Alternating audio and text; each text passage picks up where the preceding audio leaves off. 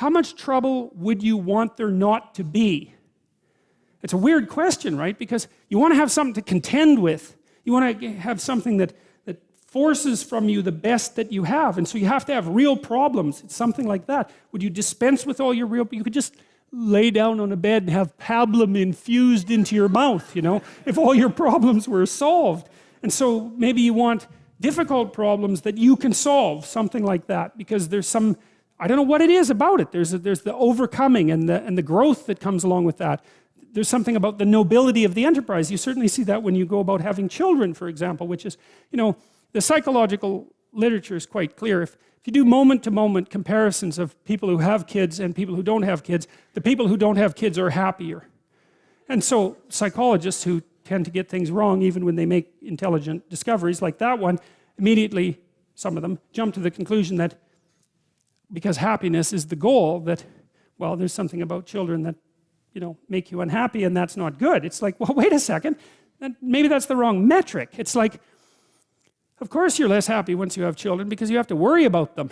You know, my neighbor down the street, who's a very smart woman, said to me once, you can only be as happy as your unhappiest child. And which I thought was really good, you know, that's really smart. But then it isn't, well, if having children doesn't make you happy, the answer isn't don't have children. It's like, don't be so stupid about being happy. That's the answer. It's because there's a nobility in the pursuit, right? And of course now you're responsible. You know, you have a new baby, you think, especially if you're a new parent, you think,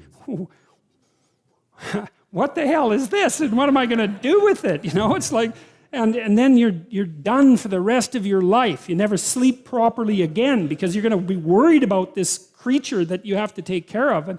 But like, what the hell good are you if you're not doing that, or something else equally difficult? Because you just haven't been called out yet, unless you take on a responsibility like that. The idea that life is, you know, that happiness is the purpose of life. It's like, great for happiness, man. If it comes along, you should be thrilled that it's visiting you. But the notion that that's what you should pursue, that's the weakest possible notion.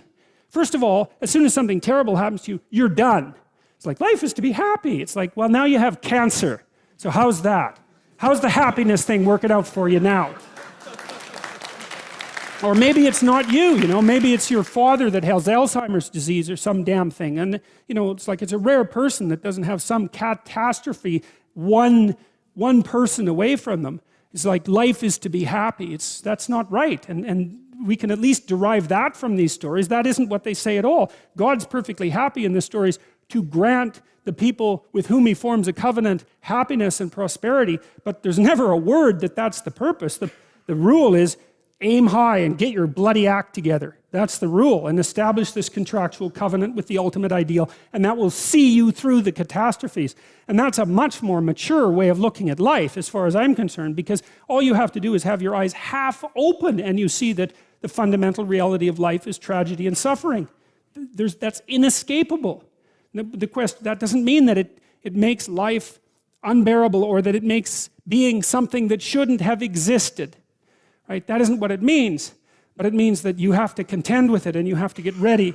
And the willingness to adopt responsibility for yourself and for others is the precondition for that. And then maybe if you do that properly, then now and then you get some happiness. You know, you can sit at the end of a day and you have half an hour where your conscience is clear and there's nothing that you need to be doing, and you can relax and think, you know, that's all right, things are okay, and thank God for that.